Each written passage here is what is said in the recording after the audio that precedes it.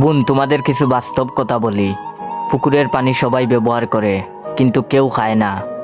আলু সবার সাথে মিশে, কিন্তু সবাই খেতে পছন্দ করে না।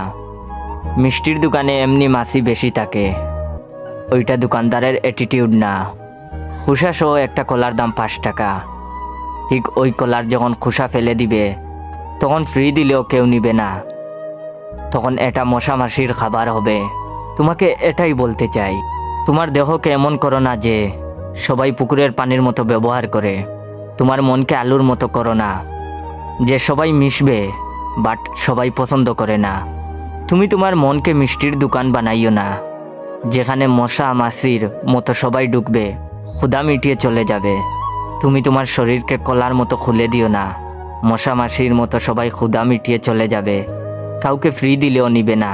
তুমি আজ যাদের সাথে কথা বলে মজা নিচ্ছ বা দিচ্ছ, তারা তোমাকে ব্যবহার করে, ব্যবহার শেষে ফেলে দিবে।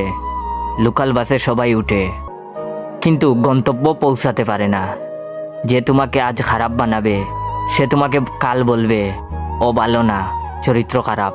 গালি তো আছেই। বর্তমান পরিস্থিতি বড়ই ভয়ঙ্কর, মোকাবেলা করতে পারবে না। আমার কথায় খারাপ লাগলে নিজের আপন ভাই মনে করে ক্ষমা করে দিবে।